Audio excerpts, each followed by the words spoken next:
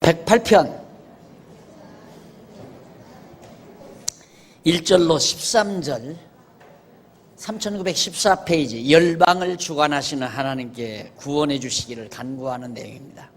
열방을 주관한다. 하나님께서 우주와 만물을 주관하는데 뭐 열방이야 더 말할 것 없죠.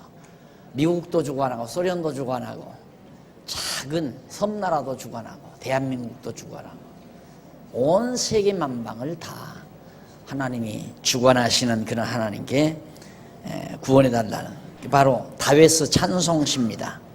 다윗의 찬송시인데 1절로 5절에 보면 15페이지 마음을 정하고 주의 인자하심과 진실하심에 대한 감사와 찬송을 노래하는 내용이죠. 다윗이 마음을 정하고서 주의 인자하심 나오죠. 저 인자 또 나오죠. 그 다음 진실하심, 진실하다, 거짓이 없다 그 말이에요. 인자와 진실, 한번 사랑과 진실 같은 얘기죠. 사랑과 진실, 뭐 무슨 영화 제목 같네요. 사랑, 인자와 진실, 하나님의 사랑도 영원하고 진실하심도 거짓이 없으심도 영원하다.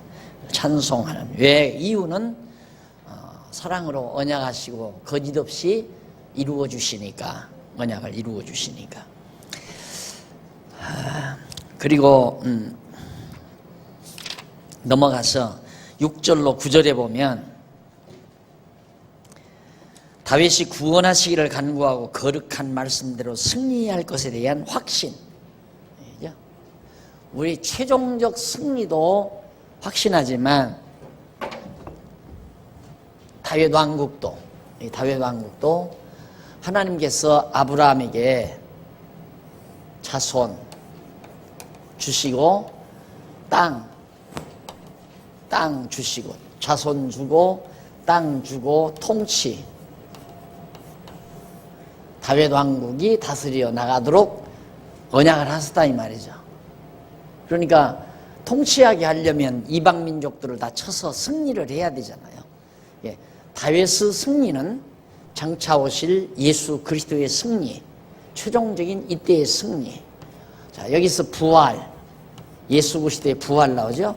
부활의 승리, 이 예수 그리스도의 부활의 승리는 재림의 승리에 대한 한 예표입니다. 반드시 예수 그리스도는 최종적 승리를 거두게 되어 있죠.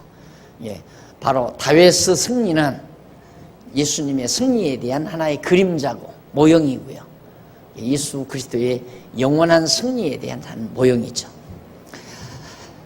다윗이 승리하는 것은 하나님이 언약하셨기 때문에 언약대로 이루시기 위해서는 반드시 다윗이 승리를 해야 한다 하는 얘기죠.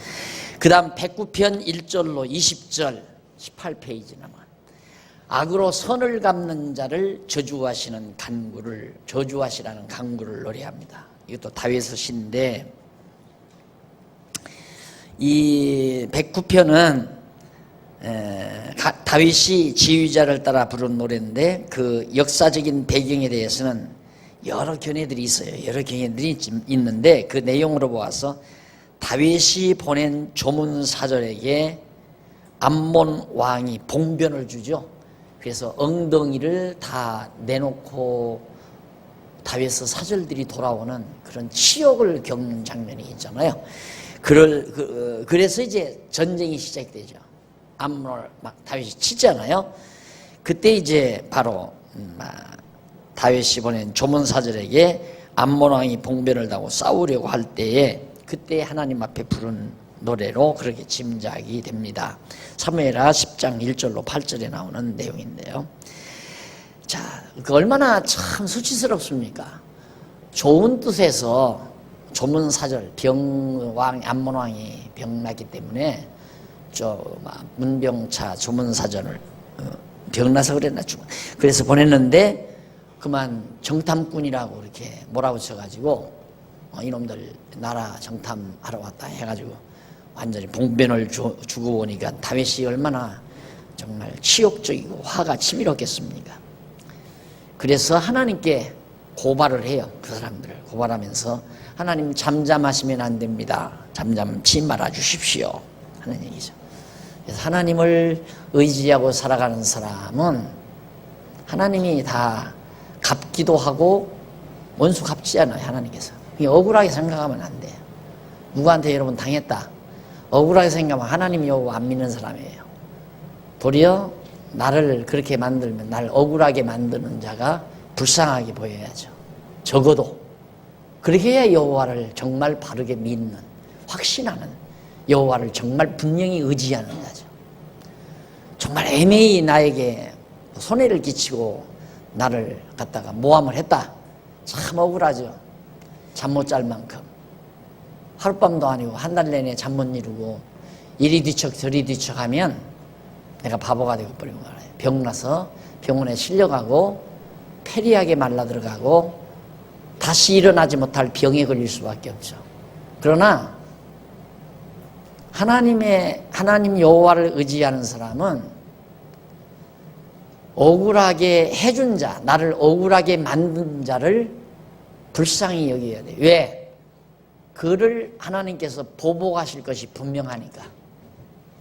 하나님이 다윗을 위해서 다윗을 억울하게 만든 자를 하나님이 보복한다 이 말이에요. 망하잖아요. 암 망했잖아요. 원수를 다 하나님이 갚아버리잖아요. 구약 성경에 보면 원수 갚는 것, 보수한단 말이죠. 원수를 갚는단 말이에요. 보수란 말이에요. 원수 갚는 일이 구약 성경의 이스라엘 역사 속에 가득히. 바벨론도 원수 갚아졌잖아요.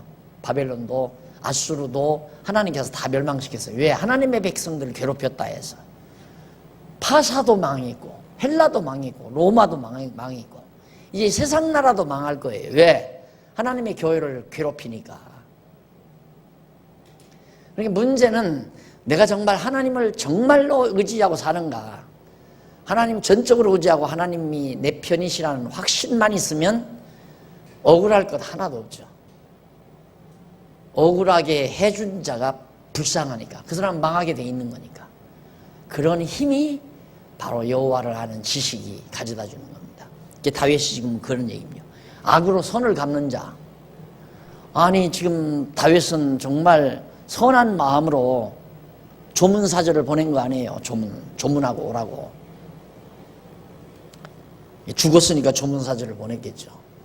보냈는데 그래 선한 마음으로 보냈는데 그걸 갖다가 악하게 갖다가 신하들을 갖다가 막 봉변을 줘가지고 엉덩이가 다 나와서 돌아오지 못할 정도로 그렇게 수치를 당하게 만들고, 이런 자를 하나님 저주해 주셔야 됩니다 이 말이죠. 그게 바로 1절로 20절까지 나오는 내용인데, 1절로 5절에 보면 그 밑에서 두 번째 줄, 대적의 죄악을 고발하며 잠잠치 마시라고 노래하죠. 그리고 6절로 15절 이쪽 19페이지 줄바꾼데 보시면 11번째 줄, 여호와께 선을 악으로 갚는 대적의 죄악을 심판하시라고. 하도 어렵고 정말 불쌍하니까 도와주었더니만 도리어 그걸 믿기로 해서 나에게 손해를 가져다 주는 일, 세상 살다 보면 많지요. 그런 것들이 너무너무 많죠. 그럴 때 정말 억울하게 생각하지 말고 여호와 하나님을 의지하고 마음의 평안을 유지하고 도리어 그런 자를 불쌍히 여기는 마음이, 아유 그래도 어떻게 그렇게 될까요? 안 믿으니까 안 되지.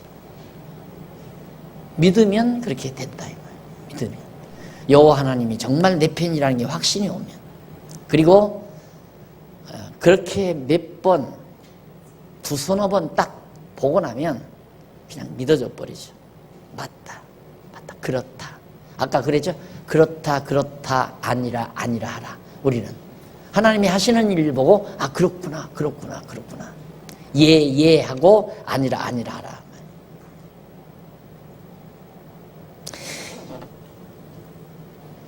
16절로 20절에 보면 여호와께 대적이 저주의 심판을 받을 까닭에 대해서 노래합니다. 왜 대적이 심판을 받아야 되는가? 16절로 20절에서 하는 말이거든요. 그거 한번 읽어보십시다. 그 이유. 16절부터. 저가 긍휼히 여길 일을 생각지 아니하고 가난하고 궁핍한 자와 마음이 상한 자를 핍박하며 죽이려 한 연곤이다. 긍휼히 여길 자를 긍휼히 안 여기고, 그리고 저가 저주하기를 좋아하더니 그것이 자기에게 임하고 축복하기를 기뻐하지 아니하더니 복이 저를 멀리에 떠났으며, 또 저주하기를 옷 입듯 하더니 저주가 물같이 그 내부에 들어가며 기름같이 그 뼈에 들어갔나이다. 저주가 그 입는 옷 같고 항상 띠는 띠와 같게 하소서. 이는 대적 곧 내 영혼을 대적하여 악담하는 자가 여호와께 받는 보응이니이다. 악으로 악한 독심을 가지고 살아가는 사람, 어리석고 미련한 사람이죠.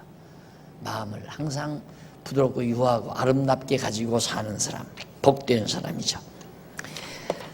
자, 다음 넘어가서 109편 21절로 31절, 21페이지, 거기 대적은 멸하고 백성은 구원하여 줄 것을 간구합니다. 당연하죠. 많다고 그랬잖아요. 하나님 원수. 왜 그러냐면 그렇게 언약을 하셨기 때문에.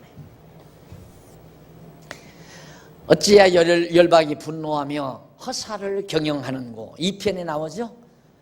하나님, 열방들은 하나님의 택한 백성 이외에는 다 열방이에요. 어찌하여 열방이 분노하며 허사를 경영하는고. 아무리 열방이 난리치고, 그러면 열방은 다 이스라엘 백성들이 원수들이니까 다 헛된 일이다 이 말이죠. 하나님의 백성들을 멸망시키려고 난리를 쳐도 다 허사다 이 말이에요. 왜? 하나님이 멸하실 것이기 때문이에요. 악인은 그렇지 않으며 바람에 나는 겨와 같도다. 언약했잖아요. 악인, 열방, 이방 민족들, 하나님을 경외하지 아니하는 불택자들, 악인이죠. 악인은 그렇지 아니하며 바람에 나는 겨와 같도다. 의인은 시냇가에 심은 나무 같다. 시절을 쫓아 열매를 맺.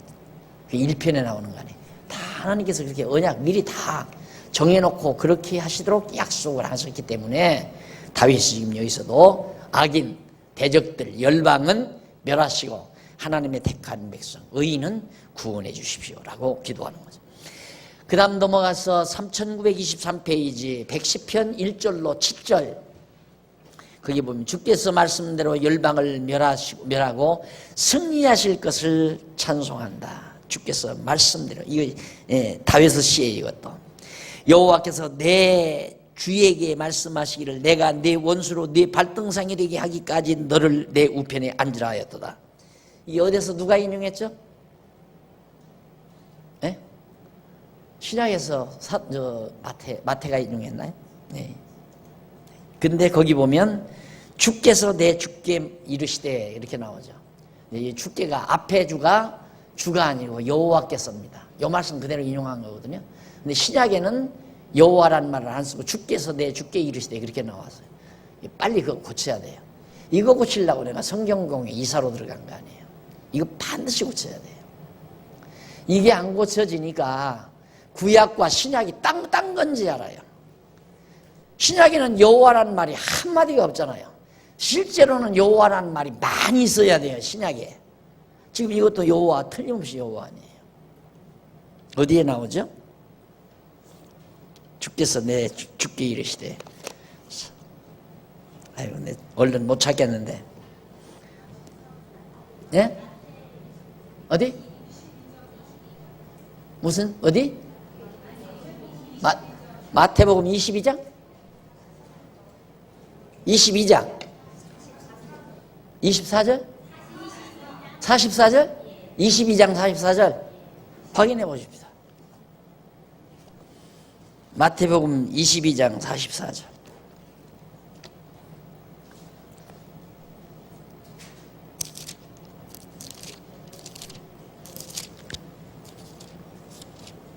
(22장 44절) 나오죠. 주께서 내 주께 말씀하셨다. 내가 네 원수들을 네 발등상 받침대를 삼을 때까지 너는 내 오른편에 앉아 있어라. 세 번역이 우리 바른말 성경이죠. 거기서 주께서 내 주께 말씀하셨다가 아니라 여호와께서 내 주께 말씀하셨다. 여호와께서 여기서 내 주는 예수님을 말하는 거죠. 여호와께서 예수님께 메시아를 향해서 말씀하셨다. 내가 네 원수로, 예수 그리스도의 원수로 네 발등상이 되게 하기까지 너는 내 우편에, 하나님 보좌 우편에 앉았으라. 그래서 예수님이 하늘로 승천하신 거 아니에요. 이사야 선지자의 예언대로 됐다 이 말이죠. 그걸 근거로 하는 내용입니다. 그러니까 이게 빨리 성경이 고쳐져야, 신구약 성경은 서로 떨어질래야 떨어질 수 없는 한 권의 성경이라는 것이 이게 고쳐져야 더 빨리 잘 알아요. 그런데 이게 자꾸만 여호와라는 말이 신약 성경이 없기 때문에, 그걸 지난번에 제가 이 신약 성경을 맡아서 번역한 책임 학자한테 내가 얘기를 했어요. 신약에 여호와 이름 빠진 거에 대해서. 좀 참고해 봐야 되겠다고 그러더라고요. 고쳐져야죠. 자, 그리고 여호와께서 시온에서부터 주의 권능의 호를 내어 보내시리니 주는 원수 중에 다스리소서. 주께서 말씀하신 대로 열방 다, 여호와께서, 여기서 말하는 주께서 말씀하신 대로가 여호와께서 말씀하신 대로 그렇게 나와야죠. 그렇죠?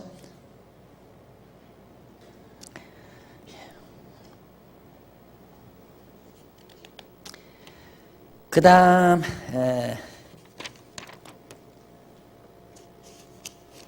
그 내용이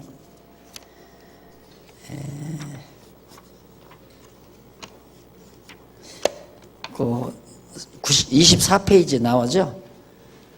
주께서 내 주께, 여호와께서 내 주께, 내 주라고 했을 때 그 내 주라는 말이 위에 세 번째 줄 24페이지. 히브리어로 아도니라고 하는데, 이는 다윗의 주권자라는 뜻으로서, 다윗의 주권자라는 뜻으로서 장차 아돈이라는 말이 다윗의 주권자다라는 뜻이에요. 그런데 장차 다윗의 자손으로 오실 메시아를 가르친 내용입니다. 아돈이란 말이.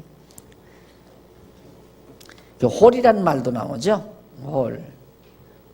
마태란 말인데 이는 가지 혹은 지팡이, 홀이나 지팡이, 지도자의, 목자의 지팡이, 지도자의 지팡이. 여기서는 홀이라는 말보다는 주의 권능이 너무 가지처럼 뻗어간다는 의미로 그렇게 이해를 해야 됩니다. 주의 권능이 막 쫙 많은 나라에 뻗어간다, 그런 뜻으로. 자, 넘어가서요. 일단 그렇게 해서 찬송과 간구시가 맞춰졌습니다. 그 다음 찬송과 감사시가 나오죠. 111편에서부터 118편까지 감사시입니다. 찬송과 감사시. 그 가운데서 111편 1절로 10절은 언약을 영원히 세우시는 능력의 기이한 행사를 찬양한다.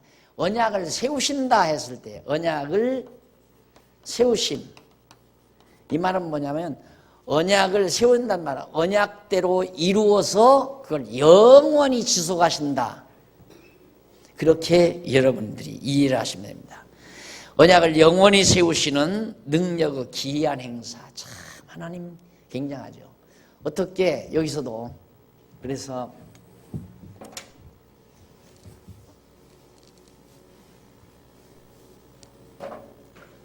왜 언약을 영원히 세우시는가?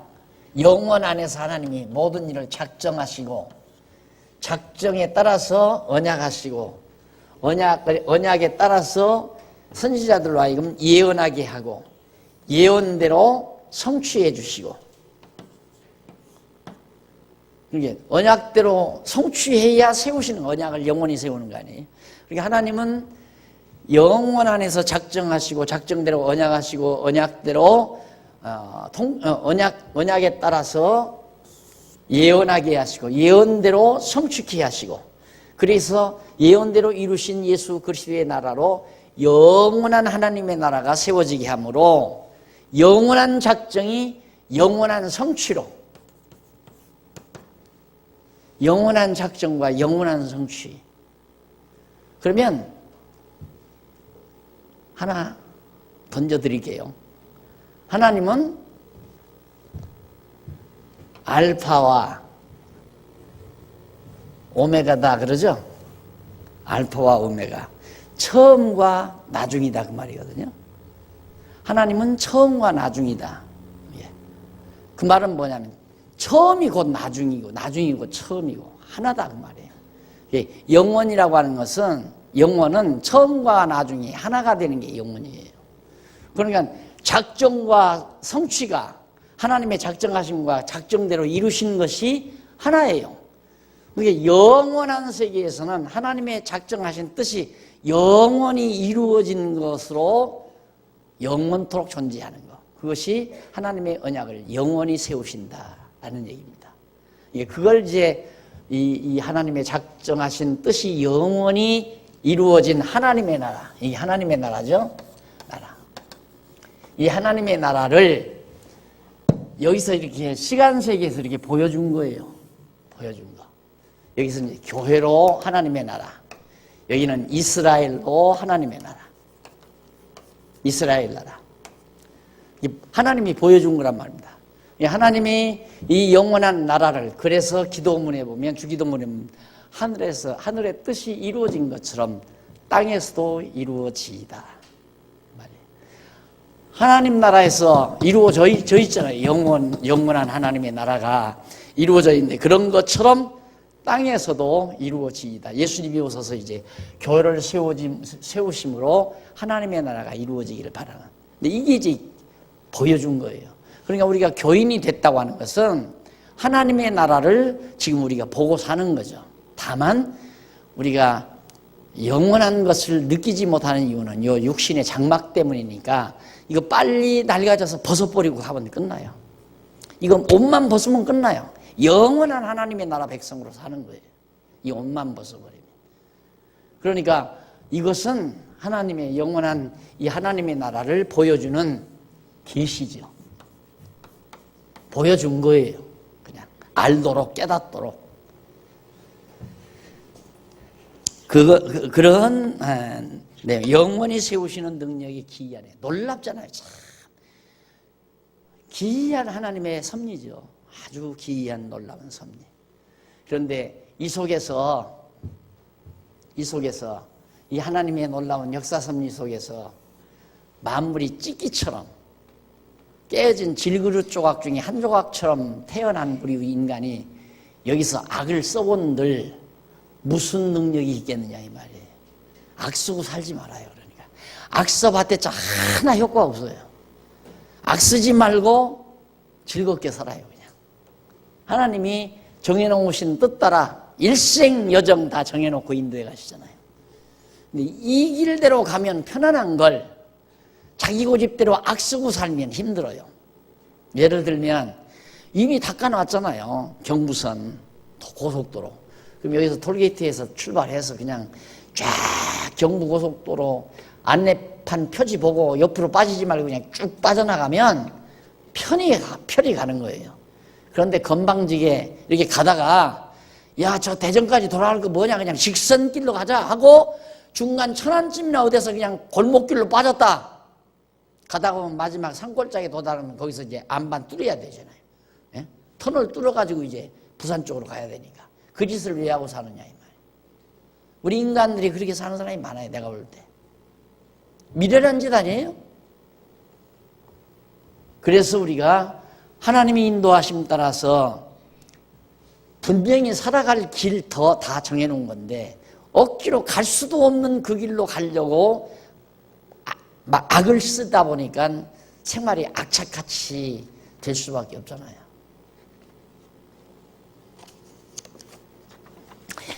그 다음 112편 1절로 10절.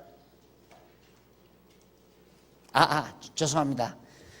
저 넘어가서 30페이지 9절로 제일 위에 두 번째 줄 9절로 10절에 보면 그 중간쯤 위에서 8째 줄쯤 9째 줄이네요. 9째 줄 중간에 보면 오세이햄이라고 하는 히브리어가 나와요. 그 말은 그 계명을 지키는 자라는 말인데, 이는 아픈 문장을 받아서 여호와를 경외하는 자라는 뜻으로 번역하는 말입니다. 계명을 지키는 자가 아니라 이렇게 엉망으로 번역되는 것이 많아요. 여호와를 경외하는 자. 한번 그러면 그 부분 아마 10절일 거예요. 10절 본문을 한번 보세요. 여호와를 경외함이 곧 지혜의 근본이라 그 계명을 지키는 자는 다 좋은 지각이 있나니 여호와를 찬송함이 영원히 있으리로다 그러잖아요. 그러니까 여호와를 경외함이 곧 지혜의 근본이라 여호와를 내가 다시 번역한 게 여호와를 경외하는 자라고 번역해야죠. 그 계명을 지키는 자라지 말고 여호와를 경외하는 자는 다 좋은 지각이 있나니. 얼마나 제대로 잘 된 거예요. 근데 그 계명을 지킨다고 그래 버리니까 계명을 지키는 게 결국은 하나님 여호와 경외하는 한 방법이죠. 근데 문장대로 원래 문구대로 여호와 경외하는 자라고 번역하는 것이 훨씬 바른 번역이다. 그 다음 112편 의인의 후손이 받을 복과 악인의 멸망에 대해서 찬양하는 내용이죠. 이것은 시편 1편에 나오는 언약의 내용에 근거한 시죠. 시편 1편에 복 있는 사람은 악인의 길을 좇지 아니하며 죄인의 길에 서지 아니하고, 복 있는 자 하나님의 언약 백성을 복 있는 자, 악인의 꾀, 악인은 이방민족 하나님을 경외하지 아니하는 자, 그들의 유혹에 넘어가지 아니한다. 복 있는 사람은 언약대로 이 길 따라 쫙 가는데 하나님을 경외하지 않는 자꾸 유혹해서 이쪽 길로 가자 해도 넘어가지 않는다 이 말이에요. 그래서 여기 의인의 후손이 받을 복과 악인의 후손이 악인이 받을 멸망에 대해서 하나님 앞에 찬양하는 것. 왜? 그것이 곧 하나님께서 언약하신 대로 이루어졌기 때문에 찬양한다. 또 넘어가십시다. 어렵지 않은 것은 대충 넘어갑니다. 113편 1절로 9절 여호와의 이름을 찬양하라며 그 당위성에 대해서 찬양합니다. 왜 여호와의 이름을 찬양해야 되는가? 그 당위성을 설명하는데 요 한 번 여기는 읽어보십시다. 전부 다. 할렐루야 여호와의 종들아 찬양하며 여호와의 이름을 찬양하라. 여호와의 이름을 찬양하라. 근데 여호와의 이름이 아니라 여호와 이름을 찬양하라 이래요. 의자를 빼야 돼요. 원래는 여호와가 이름이니까 여호와의 이름이 또 있는 게 아니거든요. 그러니까 여호와 이름을 찬양하라 그 말은 여호와라고 하는 이름을 찬양하라 그 말이거든요. 그러니까 여호와 이름을 찬양하라. 이제부터 영원까지 여호와 이름을 찬송할지로다. 왜 여호와라는 이름을 찬양해야 하는가? 해 돋는 데서 어디서부터 동에서부터 서까지 해 지는 데까지 여호와 이름을 찬양을 받으시리라. 하나님은 온 세상을 통해서 마땅히 찬양을 받으실 분이다. 여호와는 모든 나라 위에 높으시며 그 영광은 하늘 위에 높으시도다. 여호와 우리 하나님과 같은 자 누구리요? 누가 하나님 같은 자가 누가 있느냐? 아무도 없다 이거예요. 오직 유일하신 하나님 여호와다. 그러니 마땅히 동에서 서까지 온 세상이 여호와 이름을 찬양해야 하지 않느냐? 이게 여호와 이름이니까. 결국 이렇게 섭리하시는 것은 여호와라고 하는 이름을 알게 하려는 거예요. 내가 여호와다. 하나님이 곧 여호와다. 이걸 알게 하려고 하나님이 이렇게 다 작정하신, 영원 안에서 작정하신 것을 이렇게 언약에서 언약대로 이루심으로 마지막 다 이루시는 이 역사 섭리를 천지만물을 창조하시고 마지막 심판을 통해서 이 세상을 다 없애버리고 영원한 나라로 다시 환원시키시는 이런 하나님의 역사 섭리가 목적이 뭐냐? 여호와의 이름을 알게 하려는 거예요. 여호와의 이름을 드러내게 하려고. 그래서 드러내는 방법이 언약하시고 언약대로 이루신다. 언약하시고 언약대로 이루시는 자가 그 이름이 여호와란 말입니다. 그러니까 그렇게 섭리하셔서 여호와임을, 하나님의 이름이 여호와임을 모든 사람들로 하여금 깨달아 알게 하려고. 그래서 여호와를 아는 것이 지혜의 근본이다. 저걸 알아야 지혜가 열려요. 저걸 모르면 지혜 안 열려요. 여호와를 모르면 지혜가 열릴 수가 없어요. 한 지혜 예를 들어서 아까도 말했죠. 나는 참 친구가 너무 좋고 사랑스러워서 친구에게 배려를 많이 해줬는데 친구가 나를 이용해서 내 재산을, 내 살림을 완전히 왕창 망하겠다. 얼마나 억울해요. 그렇죠? 그럼 어떻게 하겠어요? 억울해서 막 울고 불고 통곡하고 그냥 밤잠 못 이루고 뒤척대고 그러고 살면 미련한 거죠. 그런데 그렇게 한 그 어리석은 자를 불쌍히 여기고 측은히 여기고 그럴 마음이 생긴다면 그게 지혜자인데 그럴 마음이 어떻게 생기겠어요? 여호와를 알아야 생기지 여호와를 모르면 그런 마음이 생길 수가 없죠. 막 반항이 나오고 죽이고 싶고 보복하고 싶고 내가 원수 갚아버리고 싶고 그래서 여호와 찬양하라. 하나님과 같은 자 누구리요? 높은 위에 앉으셨도다. 스스로 낮추사 천지를 살피시고 가난한 자를 진토에서 일으키시며 이 가난한 자는 예수 그리스도 자신을 말하는 거예요. 진토에서 일으키시며 또 여기서는 다윗 스스로를 말하는데 다윗이 곧 장차 오실 그리스도에 대한 한 모형이니까 낮은 자, 그러니까 천한 자. 이 기독론에 보면 승리, 비하, 낮아진 자, 가난하게 된 자 그런 얘기죠. 궁핍한 자를 거듭 무대기에서 드셔서 방백들 곧 그 백성이 방백들과 함께 세우시며 또 잉태하지 못하던 여자로 집에 거하게 하사 자녀의 즐거운 의미가 되게 하는도다. 할렐루야. 자손들을 많이 번창시켜서 결국 큰 나라가 세워지게 하신다. 라는 얘기. 그 다음 114편 1절로 8절 35페이지 이스라엘이 애굽에서 나올 때 나타난 권능을 노래하는 겁니다. 그러니까 언약대로 다 지금 언약대로 이루신 여호와의 권능을 찬양하는 거 아니에요? 그러니까 이스라엘 애굽에서 하나님의 언약대로 애굽에서 구출해 주신 하나님의 권능 찬양하는 거고요. 또 넘어가서 115편 1절로 8절 여호와께 영광을 돌리며 만든 우상의 무능함을 노래합니다.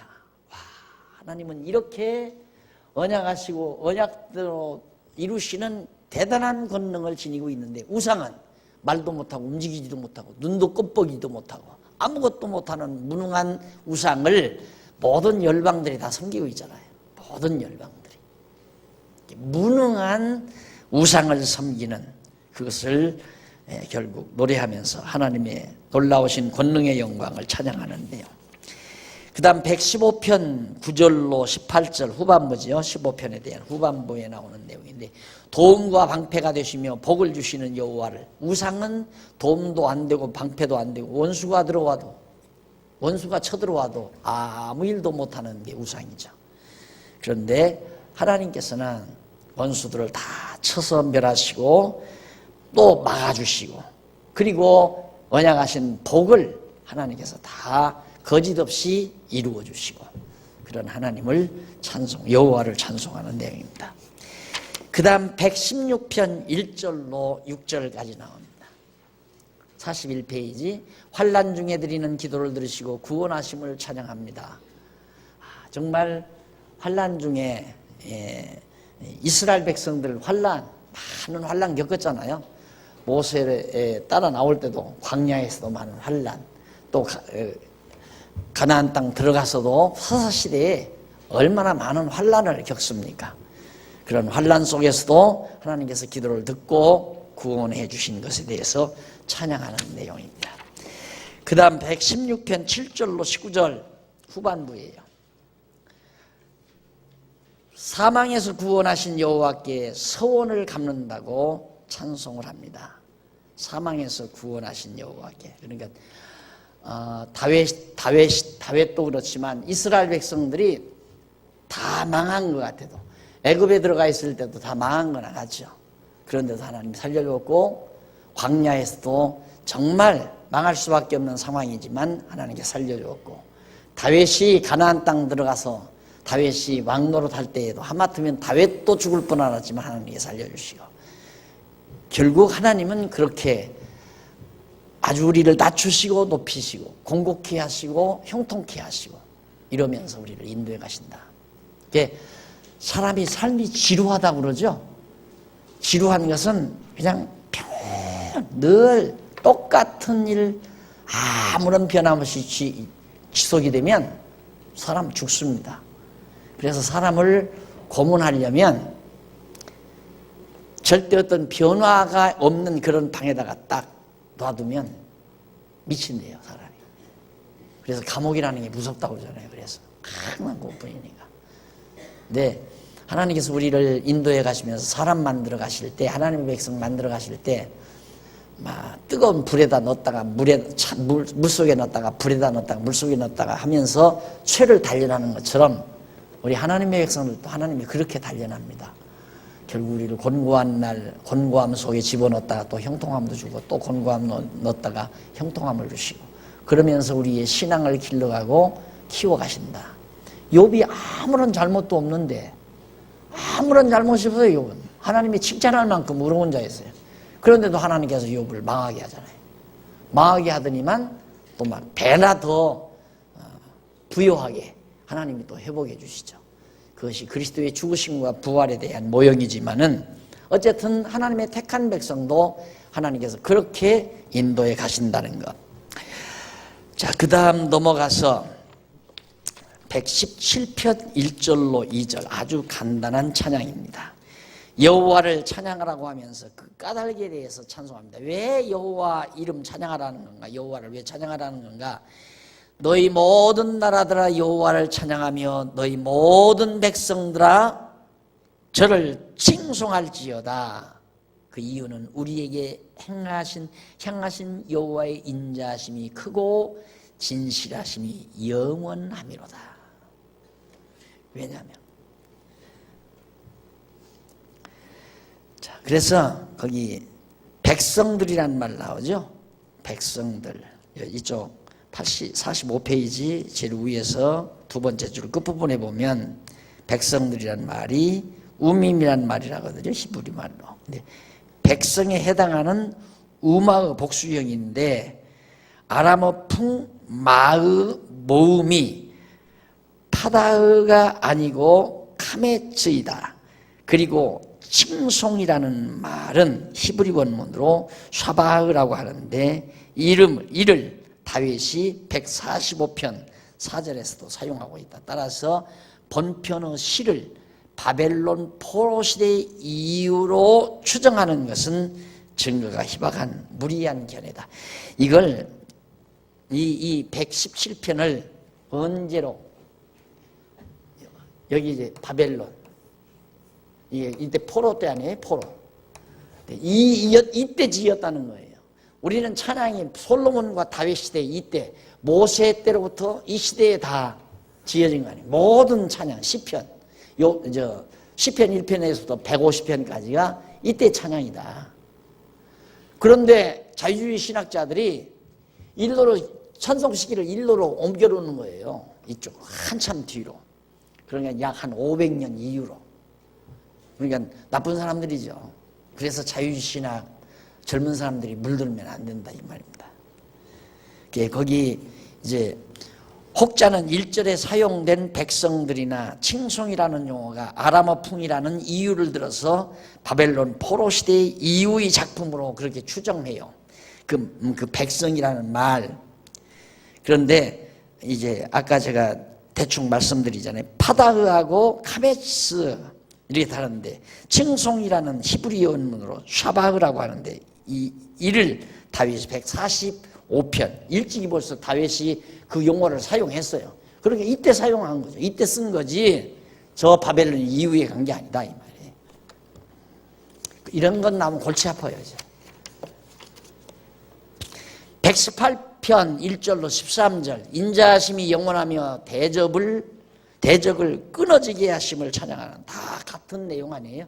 같은 역사적인 내용을 이렇게 찬양하는 내용이니까 이렇게 큰 제목만을 정리하고 넘어갑니다. 여호와께 감사하라. 저는 선하시며 그 인자하심이 영원하미로다. 계속 나오죠. 선하시며 인자하심이 영원하미로다. 이 하나님의 언약과 밀접한 관계가 있는 찬양 내용입니다. 그 다음 넘어가서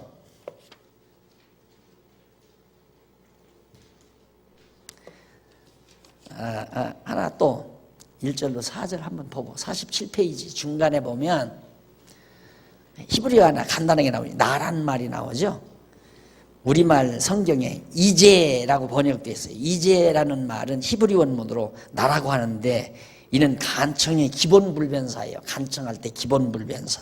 그러니까 이제라는 말보다는 제발 좀 그렇게 해 주십시오. 그 말. 예, 제발이라는 말로 그렇게 이해하고 넘어가시면 됩니다. 그 다음 118편 14절로 24절 구원해 주신 여호와의 권능에 대하여 감사하며 찬송하죠. 틀림없죠. 아까 말씀드렸죠. 90편에서부터 150편까지가 찬양시. 전부 하나님 언약을 이루어 주신 하나님께 감사하며 찬송하는 시예요. 전부가 다. 그래서 시편이 얼마나 논리적으로 잘 정리가 돼 있나. 지난번에도 말씀드렸지만 시편 연구하는 구약학자들이 지금 어디까지 왔느냐면 시편에도 무슨 논리가 있는 듯 싶다. 어떤 논리가 있는 듯 싶다. 근데 그게 뭔지는 모르지만 아무래도 시편에도 무슨 논리가 있는 것 같다. 거기까지밖에는 못 왔어요. 근데 우리는 이미 논리 찾아서 공부하고 있잖아요. 이게 대단한 학교라니까요. 우리 학교가. 근데 필리핀 가니까 대단한지 알아보더라고요. 근데 여기서는 안 알아봐요. 못 알아봐요. 대단한 줄을. 진짜 성도대학 대단한 대학이에요. 이것뿐만이 아니에요. 하나에서 10가지 여러분들이 공부하는 모든 내용이 다 그래요. 아까 잠깐 내가 비춰줘. 내가 요즘 마태복음 쓰거든요. 아니라 하라. 마태복음 7장에 그게 나오잖아요. 너희는 하고 아니라 말하라. 이방인들이 자꾸 말 많이 하고 구하면 주는 줄 알고 중언부언 말을 많이 하는데 그럴 필요 없다. 너희는 하고 아니라만 해라. 그 무슨 뜻인지 알 수가 있어야죠. 안 그래요? 보편적으로. 그 말 무슨 뜻이 오면 그냥 예는 긍정이고 아니라는 부정이니까 긍정하고 긍정하라, 부정하고 부정하라, 뭘 부정하고 뭘 긍정하라는 얘기예요. 모르잖아요. 성경 전체를 한 맥으로 보지 아니하면 그런 말이 무슨 뜻인지 모르죠. 그렇다. 하나님께서 언약하신 대로 이럴 때마다 맞다, 그렇다. 그 길은 아니다. 그건 아니다. 하나님의 뜻이 아니다 이 말이에요. 그게 분별하는 것. 지혜자들의 하나님께 기도하는 것은 그냥 하나님 그렇습니다. 하나님 맞습니다. 하나님 선하신 뜻대로 이루어지이다. 하늘의 뜻이 하늘에서 이루어진 것처럼 땅에서도 이루어지이다. 라고 기도하는 것처럼 하나님이 언약하신 말씀대로 이루어집니다. 그렇습니다. 그렇다. 이런 얘기죠. 그러면서 118편 25절로부터 29절까지는 형통함을 구하면서 선과 인자하심의 영원함을, 그것도 마찬가지예요. 이 선과 하나님의 선하심과 인자하심이 영원함을 찬양하는 것. 형통함을 구하는 것. 하나님께서 의인은 그렇지 아니하며 시냇가에 심은 나무가 돼서 시절을 쫓아 열매를 맺으며, 이제 형통한 의인의 삶을 말하는 거죠. 언약된 대로. 자, 그 다음 넘어가십시다. 119편부터 136편까지, 저 가운데서 136편까지 회복하신 권능. 아까는 보수하신 권능인가요? 무슨 권능이었어요?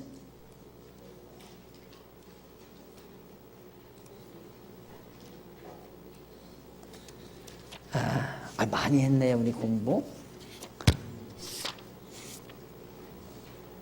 107편 보수하신 권능, 맞아요. 107편부터 150편까지가 여호와의 권능 찬양시인데 그 가운데서 107편부터 118편까지가 보수하신 분. 원수가 아팠다 이 말이죠. 그거고 이제 두 번째가 회복하신 권능.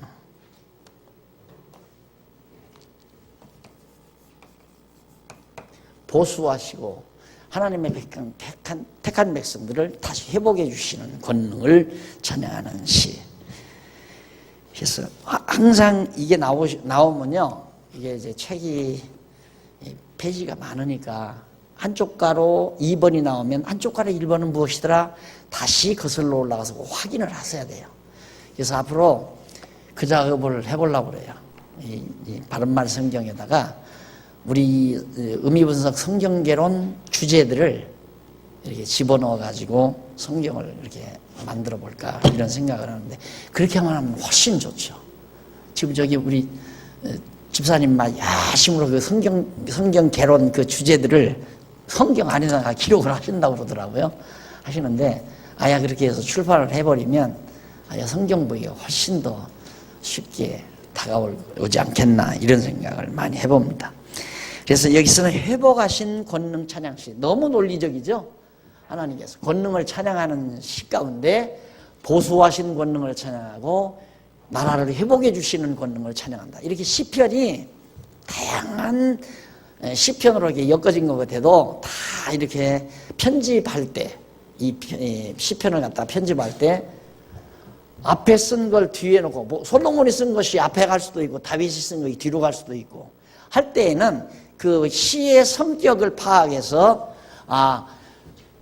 원수를 갚은 것에 대한 찬양이면 앞으로 가고, 아무리 솔로몬이 썼더라도 회복하신 것 권능을 찬양하는 것 같으면 다윗이 썼더라도 뒤로 보내는 그런 이제 논리 중심의 편집이었다는 걸 알 수 있죠. 그 다음 넘어가서 양쪽 가로 1번 보면 회복에 대한 간구와 서원입니다. 회복해 주실 것을 하나님 앞에 간구하면서 또 서원하는 그런 시로. 그 가운데 119편 1절로 8절까지 보면 57페이지, 율례를 지키게 하시기를 구하며 감사할 것을 서원합니다. 율례를 지키게 해달라. 율례를 자기가 지키면 되지 하나님께 왜 지키게 해달라고 그래요. 근데 이게 맞는 얘기거든요.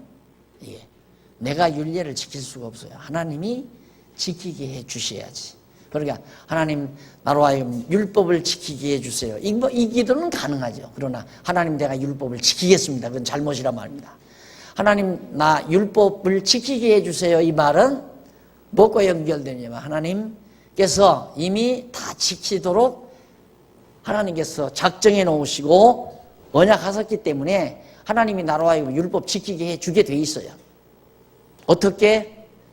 율법을 이루러 오신, 율법을 성취하러 오신, 율법과 선지자를 폐하러 온 것이 아니라 율법과 선지자를 성취하러 오신 예수님께서 내 대신 다 지켜주심으로 나로 하여금 율법과 선지자를 지키게 해주시는 거다.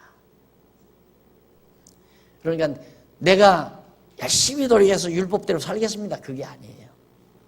내가 살 수가 없지만은 나로 하여금 지키게 해주는 방법이 대속주이신 예수 그리스도를 보내가지고 율법과 선지를 폐하러 온 것이 아니고 성취하러 오신 예수님이 율법과 선지대로 다 성취해서 내 대신 다 이루어 주신 거죠. 그래서 나로 하여금 율법을 지키게 해주시는 것이다. 여기도 율례를 지키게 해주십시오 라고 구하죠. 그러면서 감사하는 찬양입니다. 그 다음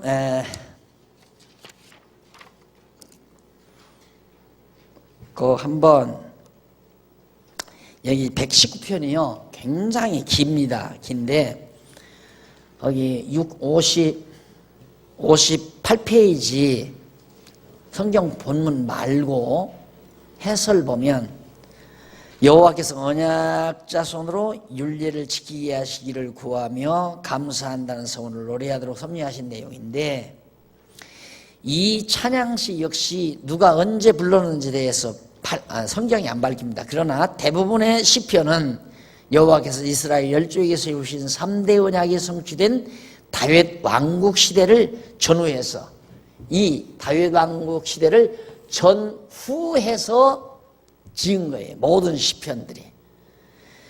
그래서 전후에서 다윗을 비롯한 당대 언약 자손에 의해 불려진 것으로 알려집니다. 이 시편 역시 그 중에 하나로 짐작되며 각 행의 첫 문자가 히브리어 알파벳 순서로 쭉 알파, 베타, 감마, 델타 이런 알파벳 순서로 쭉 시의 첫 문자가 그렇게 다 되어 있어요. 그게 이제 특징이고, 특히 본 119편 시에서 우리말로 본문에 언급된 법, 이게 이제 이해하는 게 중요해요. 법을 비롯해서 증거, 도, 법도, 율례, 계명, 규례 및 약속 등으로 표기된 용어들은 모두가 여호와께서 만사를 작정하셔서 이스라엘 열조와 그 자손에게 명하신 언약의 말씀에 포함된 의미들을 특징별로 표현한 용어들입니다. 그러니까 거기 이제 다시 한번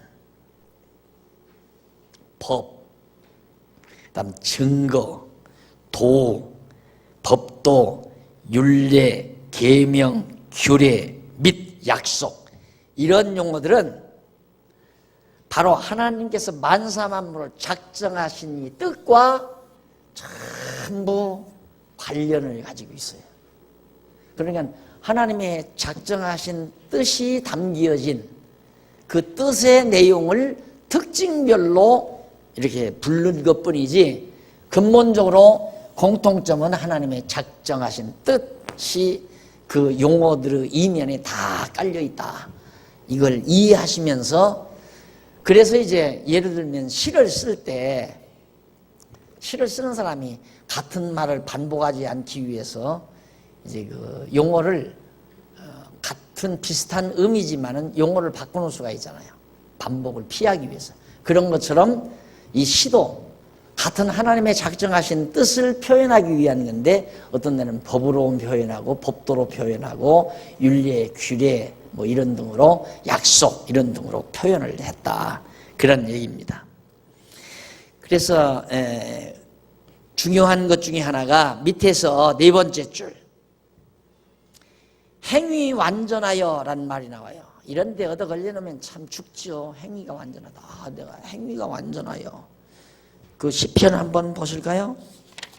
본문을 실제로 처음에 1절에 행위 완전하여 여호와의 법에 행하는 자가 복이 있으며, 행위가 완전해서 여호와의 법대로, 하나님의 율법대로 그대로 살아서 행위가 완전한 자, 그렇게 우리에게 이해가 다가오잖아요. 이제 걸려드는 거거든요. 그래서 그 행위가 행위 완전하여라는 말이 히브리 말로 테미메이 다레크라는 말인데, 이는 생의 여정이 올바른 이란 말이에요. 행위가 완전하다는 말은 생의 여정이, 그러니까 뭡니까? 지금 인생이 여기에서 아담이 지어졌죠? 인생이 여정, 살아가는 여정, 그 후손들이 살아가는 여정 쭉 올바르게 살아가잖아요. 그걸 말하는 거라고요. 행위가 완전하다니까 거짓말도 안 하고 남 속여 먹지도 않고 그렇게 아주 성인군자처럼 사는 거, 이렇게 생각하면 안 된다 이 말. 그래서 행위 완전하다는 말은 걸어가는 행동이, 걸어가는 여정이, 인생 여정이 올바르다, 그 말입니다. 그리고 법이라는 말, 그 밑에 바로 토라라는 말인데, 토라. 원래 토라 하면 앞에 그 우리 전시관에 가운데 칸에 이렇게 두루마리 있죠, 쭉. 그 창세기, 출애굽기, 레위기, 민수기, 신명기, 거기에 이스라엘 사람들이 토라 하면 그것만 얘기하는 거예요. 그래서 유대인들은 지금도 저 토라만, 오경, 모세 오경이죠. 모세 오경을 굉장히 중시합니다. 그것만 주로 많이 읽고요. 지금도 그 사람들은. 그런데 여기서 법이란 말은 토라라고 하는데, 이는 법칙 또는 법령, 그리고 율법이라는 뜻으로서 여호와께서 작정하여 명령하신 말씀, 하나님께서 다 작정해서 인간들에게 명령한 그것이 법이에요. 우리는 법하면 국회에서 만든 것이 법이다 이렇게 생각하지만, 성경에서의 법은 하나님의 작정하신 뜻을 이루시기 위해서 명하신 것, 그걸 법이라고 그래요. 이것도 법이죠. 저 법. 그대로. 이게 법이란 말이 참 그래 나는 이 중국 사람들이 한번 일 치를 것 같아요. 그 사람들의 언어라는 게 보통 언어가 아니에요. 이 법. 이 법 그러거든요. 물 숫자 아니에요. 물이 간다. 갈 것자거든요. 흘러가는 거. 물을 흐르듯이 쭉 흘러가는 거. 그게 법이다 이거예요. 그런데 권력자가 이렇게 물을 흐르듯이 이렇게 쫙 흘러가는데 어떤 힘 있는 자가 이렇게 운하를 파면 그건 법이 아니죠. 이미 자연스럽게 흘러가는 물줄기. 그게 이제 법인데 그게 뭐냐면 하나님이 작정해 놓으신 이 길, 가는 길이 다 정해져 있잖아요. 이 길로 가야 올바른 길이지. 자꾸 자기가 엉뚱하게 길을 만들어가지고 간다면 그 잘못된 길이라 이 말이에요. 그래서 그런 의미를 여러분들이 잘 파악을 하시면서 이제 성경을 참고하시면 참 좋을 겁니다. 그 다음에 이제 이쪽 59페이지 119편이 굉장히 성경이 길어요. 10편 중에 가장 길어요. 그러니까 용어 몇 가지 정리해드리고 끝날 테니까 집에 가서 한번 열심히 읽어보시기 바랍니다. 거기 보면 복이 있음이여 나와요. 두 번째 줄 제일 앞에 복이 있음이여라는 말인데 아세레이라는 말이거든요. 히브리 말로. 이는 감탄사로서 얼마나 행복한지 그 말이에요. 야, 얼마나 행복한지. 아세레이 이게 얼마나 행복하냐. 그 다음 이제 그 밑에 또 중간 좀 못 가서 끝부분에 보면 증거란 말 나오죠. 증거가 에다라는 말인데 십계명이 기록된 두 돌판이나 그 팔을 넣어둔 법궤를 가리킬 때에도 바로 이 에다라는 말을 사용해요. 그래서 두 돌판을 증거판이라고 그렇게 칭하죠. 증거, 법궤다. 증거, 법. 그러니까 증거가 뭐냐? 하나님께서 작정하신 이 길, 이 법 아니에요. 이게 법. 길. 이게 바로 길이고, 그러니까 법이나 법, 도, 길다, 길도.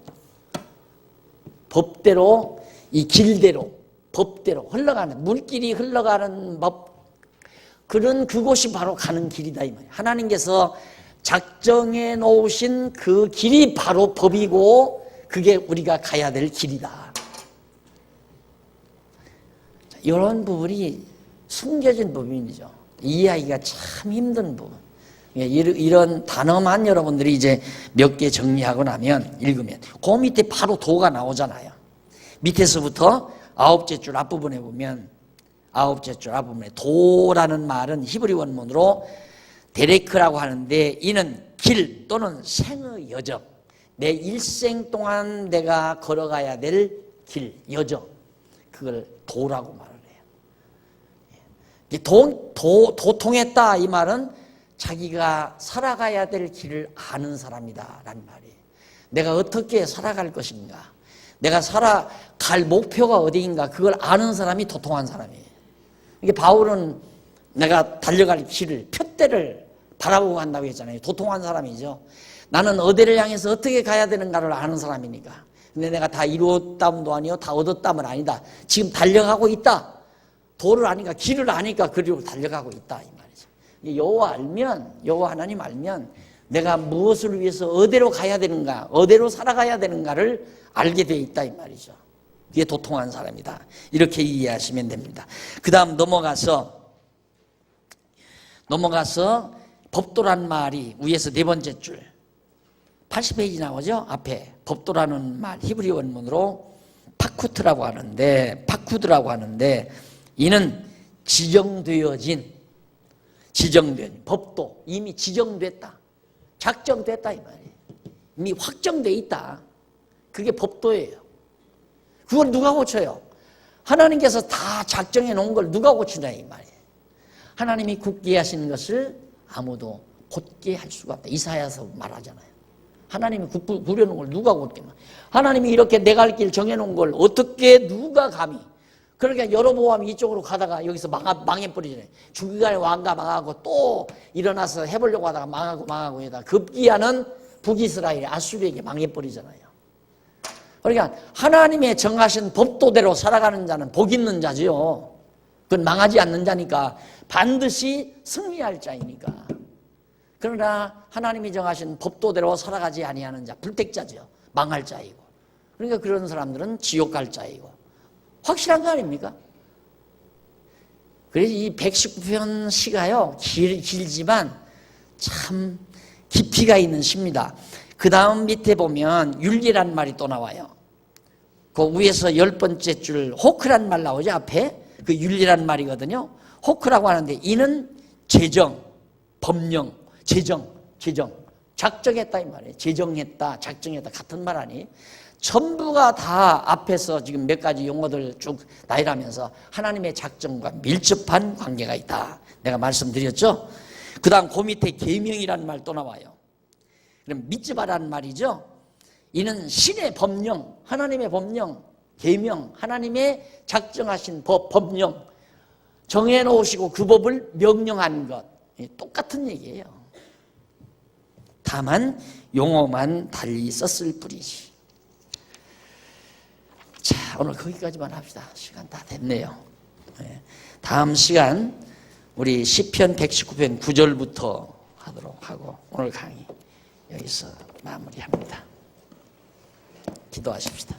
살아계신 하나님 아버지, 은혜를 감사합니다. 오늘 또 저희들 함께 모여 하나님의 귀한 말씀 상고하면서 여호와 이름을 찬양하는 이스라엘 백성들의 찬양을 심도 깊게 우리가 감상하며 동감하고 또 우리의 믿음을 다시 한번 다져봤습니다.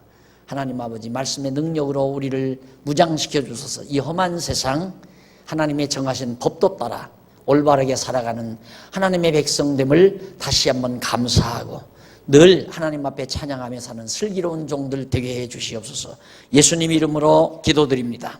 아멘.